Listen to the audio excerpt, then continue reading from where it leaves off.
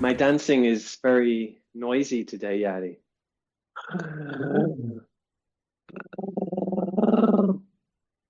Oh, Last week you were dancing like a dog. right, right. And this also has Oh, sound, right? yes. Your dance dogging. Your dance dagging. Your your dog dancing. My dog dancing. Yeah. Yo, oh, I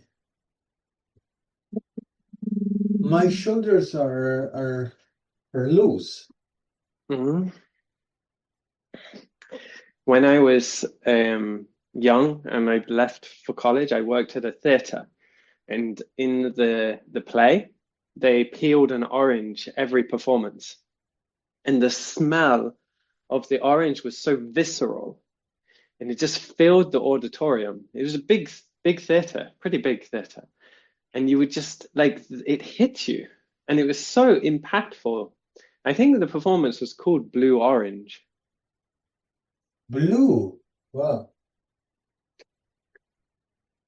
For the listeners, I'm mentioning orange because my performance started by grabbing an orange and then dancing with it and then peeling it and biting it. And I bit the zest and all the oils, sort of like in went into my face and into my mouth and ah yeah.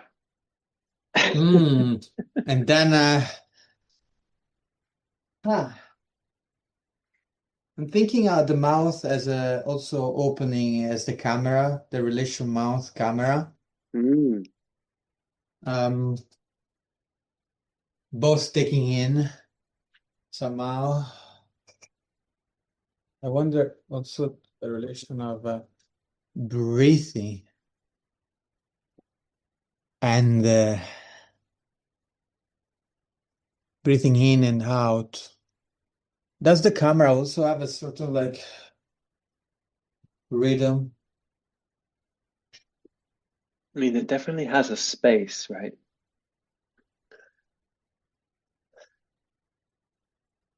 And I guess there's a rhythm in terms of frame rate. So, I mean, Right. we only ever see a still image, or it's only in reality a still image that is then played next to another still Exactly. each frame.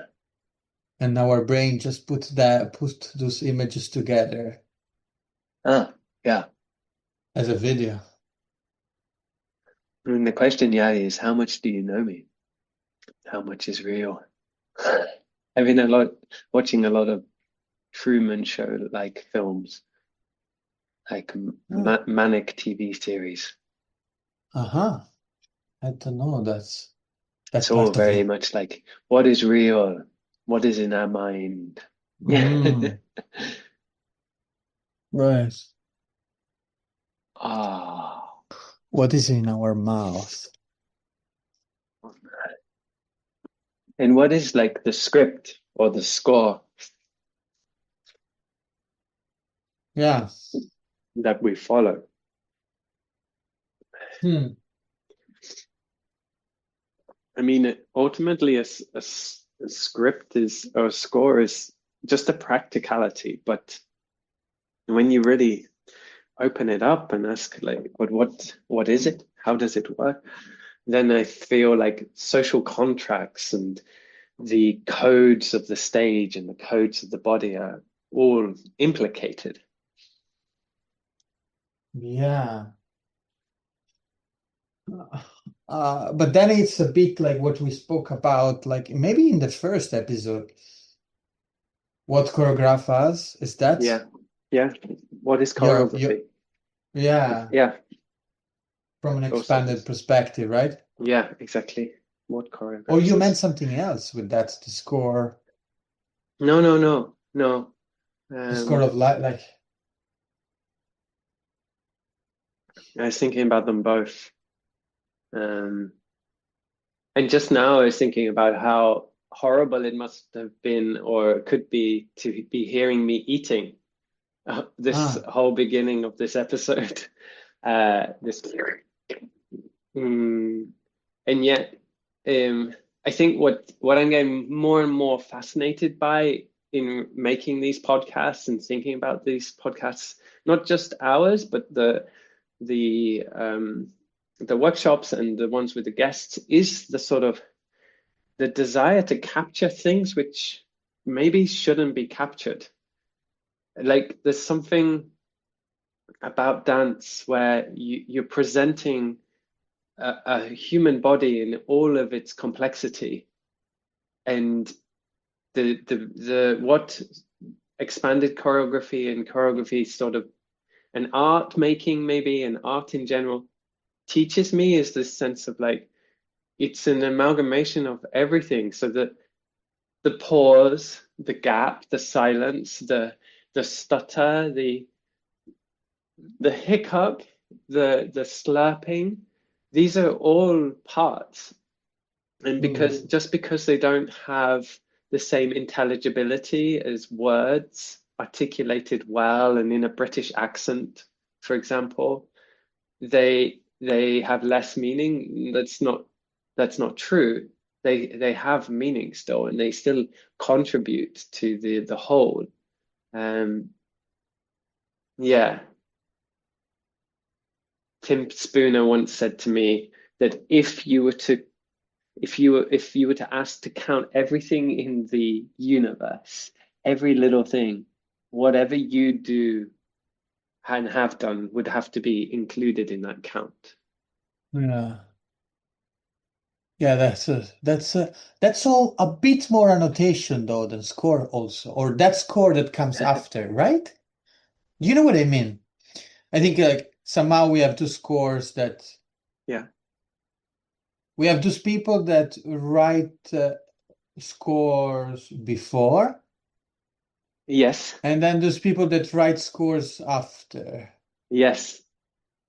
I'm so glad you brought this up because for a long time, I've been convinced that documentation and score are part and parcel the same thing. And I understand why people don't use them as a synonym. However, are they not, in one regard or another, acting upon the choreographed in a very similar way with a similar dynamic? Exactly as you say, like a score can be something that you write in the hope that it will happen. So it's acting directly on what could be. And then a score that is scoring what happened, which tries to capture how that thing occurred and what one would have to do for it to occur again. They have this similar logic of mm, trying to orient the activity, but Mm. neither are the activity as well. No, right. It's true. Yeah. I mean, and that's why I think for me, I often get caught up with as well how the audience are choreographed. The audience are interpreters of something. You know, there's a relationship of reading. If the dance that is performed on stage isn't the score, then what the audience witness um, isn't what is done on stage. It's what happens inside the witness. Yeah. Maybe not inside them, but in their perception. Right. Interpret. Yeah, yeah, Yeah, it yeah. makes it very It's just, individualistic, perhaps. well, I mean, yes and no, in the sense that there is so many codes that we can read through. Yeah. Also narrative are so strong in our daily life, modern life, and actually human history in the culture. So there is a tendency to create always to connect it, create a narrative that make us access the Mm. performance, no? And Yeah. one of the problem maybe of experimental dance or this choreography, expanded choreography as an art is maybe that accessibility where Mm. suddenly the audience has a problem, are like, oh, but what that this means, or Mm. how can I really experience that? Mm. The things that I maybe don't like. Mm. Also, yeah, So the representation yeah, of movement, it's so strong sometimes. yeah, exactly. And Yeah. It somehow yeah, it like just two people on stage already you have 1,000 stories that, and you're like, exactly, but yeah, which one, what is the story, what is their exactly. relationship? We want to know why they're there, what they're gonna do, why they're gonna do the way they do, what caused them to be in that relationship. Yeah, I mean, I, uh, we maybe this we are speaking about the interpretation of the audience, and I'm also uh, I'm thinking about the interpretation of the dancer. Yeah. So, what is the interpretation of the dancer in relation to a Mm. score? Mm-hmm. No, or where Yeah. it is, where the dancer have its agency, maybe Mm-hmm. in the interpretation. Yeah. No, absolutely. Because I was thinking about like mm, the dancer and the choreographer, they're a part of a community. And one of the problems is the same problem that you see in charity, right? Where in charity, the charity, the giver, assumes the needs of the the people that they are raising money for or something. It assumes their what is required for them to function, live better, whatever. And like what is somehow um, more ethical and empathetical is an alongsideness. Like if if we could just be with those people and be next to them and remain there regardless of the conditions, could we not then create a better community? There's something, I don't know if this makes any sense, but there's Mm. something of like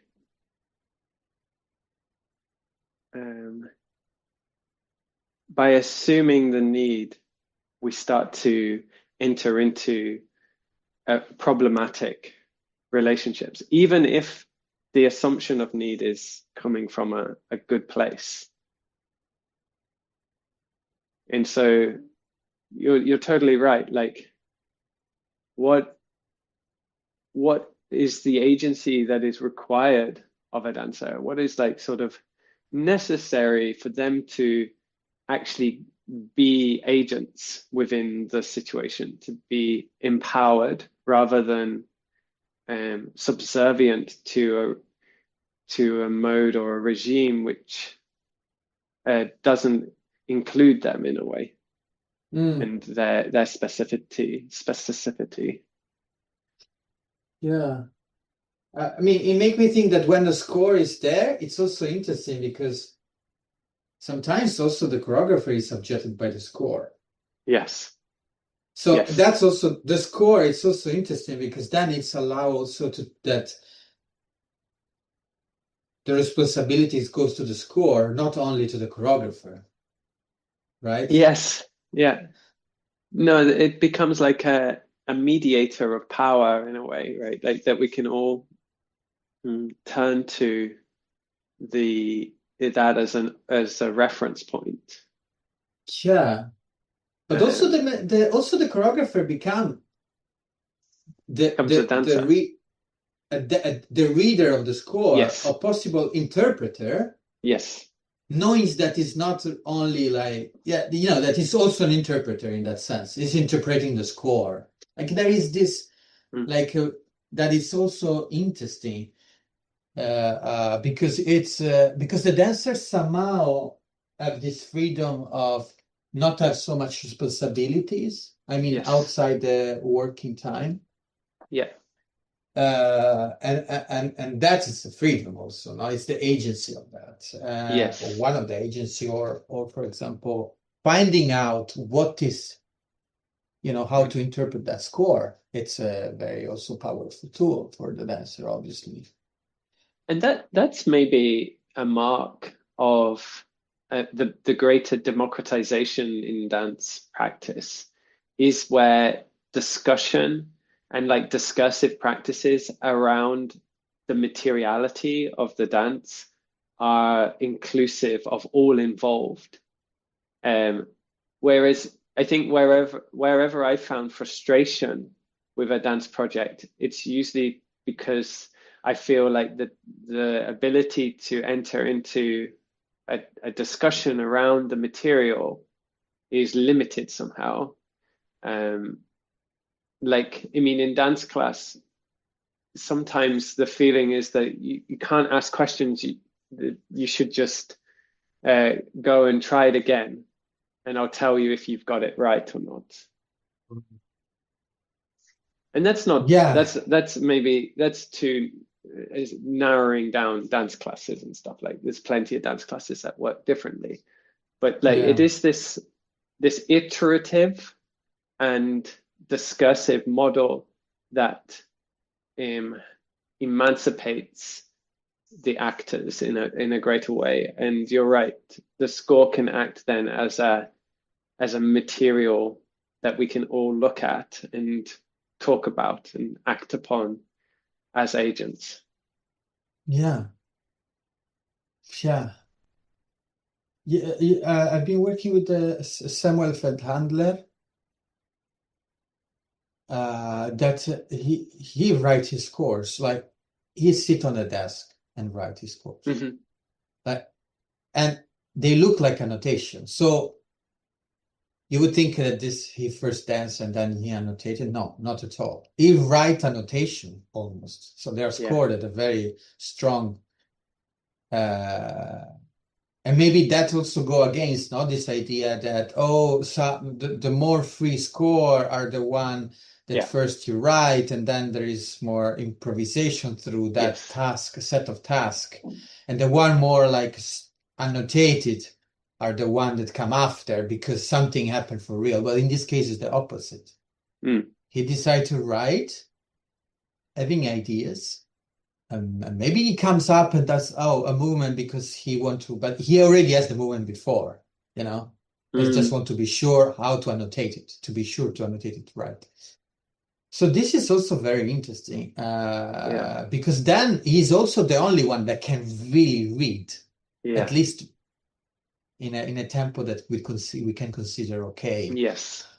What is writing, although it's very, very clear in the form. I mean, he also has different way of annotating, so sometimes it's easier also for you. I mean, you can make a simple thing. Yeah. And it's this is basically one of the main tools he used to have a less power on Mm. the Mm. and of course a lot of stuff he knows what you want. Mm. Oh, this, it means this, but actually I didn't write that, but I want this. Yeah. Another Yeah. time it's like, I didn't write that because I don't know. So it's also very, then it becomes very clear, Mm. very, okay? No, exactly. But it's interesting you bring up the reading thing because, of course, like the Bible, it was at some point it was only a certain few who could read it. You know what I mean? Like it was only the priest that was had the capacity to sort of interpret and give reading of that, it sort of determines and codifies life. And so you see also this, I guess, in the scoring and the reading of scores, also the potential to give greater autonomy and less autonomy around the access everyone has, the equal access everyone has to understanding the score and recognizing the score.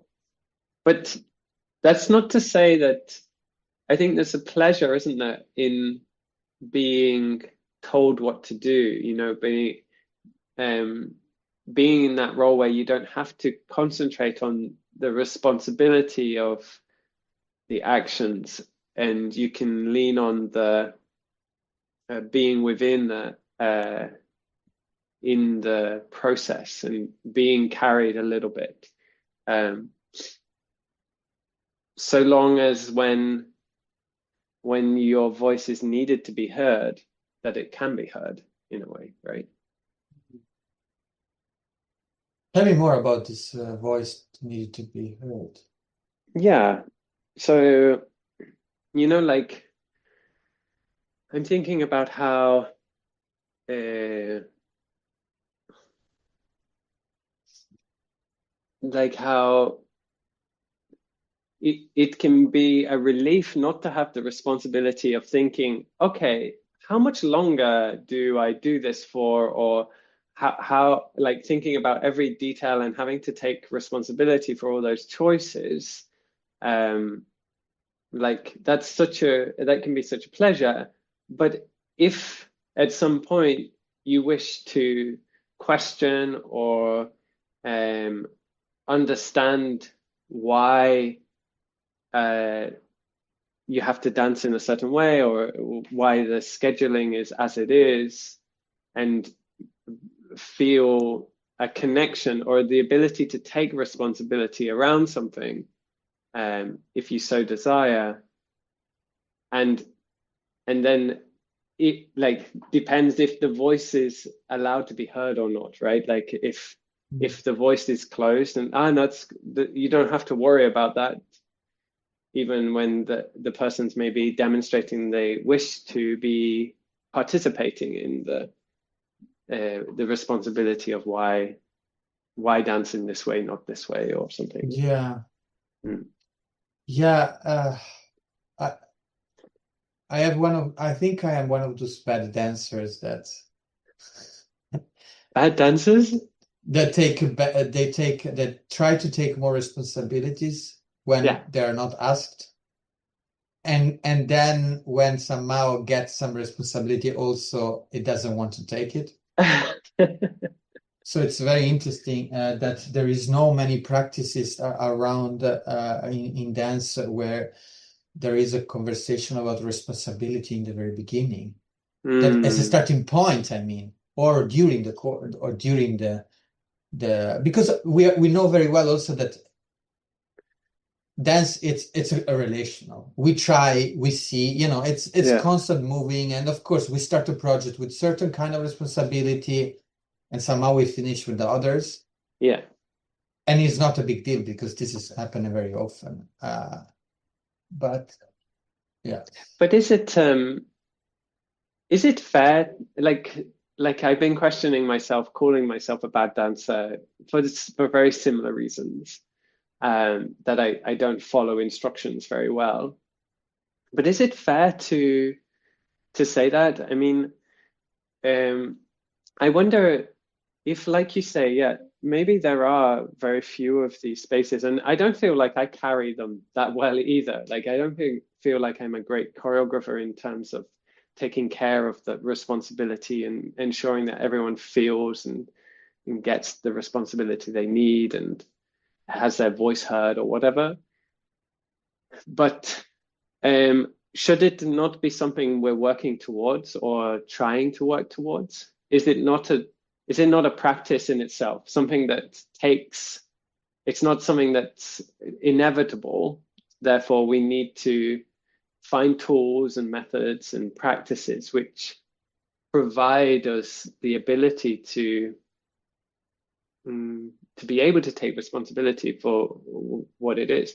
And maybe it goes back to dance in general, right? Like the ideal situation in any dance situation is that we can just be alongside and we feel that's enough, that it's enough to be alongside at the same time as each other.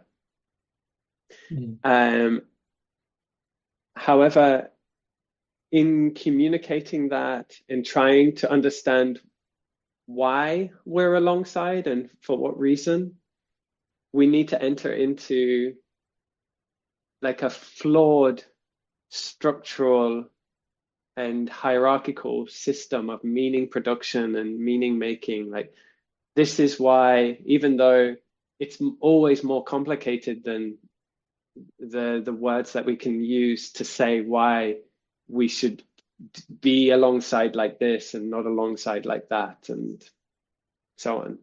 And it's this like battle almost. There are some Mm. people across the road who have just started dancing in an office type space. Oh my God. Like you. I feel like I'm alongside uh, some sort of work exercise Mm. space. Sorry. Yeah. I, I have I'm to, I so mean, fascinated. say, Yeah, say, go say. for it. No, go for it. I was just thinking, I feel so um, inspired by the work I was doing with babies, where you can't assume anything about their experience or their activity. And you just have to be there and give it Mm. time. Yeah, And you're this has right. been fascinating for me because I think we assume too much of each other, even well, partly because we can talk to each other and we can agree and we can say like, oh yeah, yeah, that's cool. Let's do it like this, Yari. We will dance at the beginning and then we'll talk. And yet, I mean, we can say that, but do we fully understand each other? And I think we're more like babies in a way. We don't even fully understand our own needs and reasons for the way we act, let alone be able to like consent and communicate to someone else. So, and that's not to undermine consent. I think we should practice consent, but it needs practice. It needs like we need to keep returning to it and keeping it alive and a part of the discussion. We need to find methods on how to be more responsible in being alongside each other because it's a difficult thing to do. It's difficult to communicate exactly what we are doing, why, and what we want to do. Blah blah blah. Yeah. No, I mean, it's so interesting because when you spoke about the baby things, it just felt like it's such an anarchist practice. Be with Yeah. the baby in the moment Yes. and kind of not assuming. I don't know. I Yes. understand that. Yeah.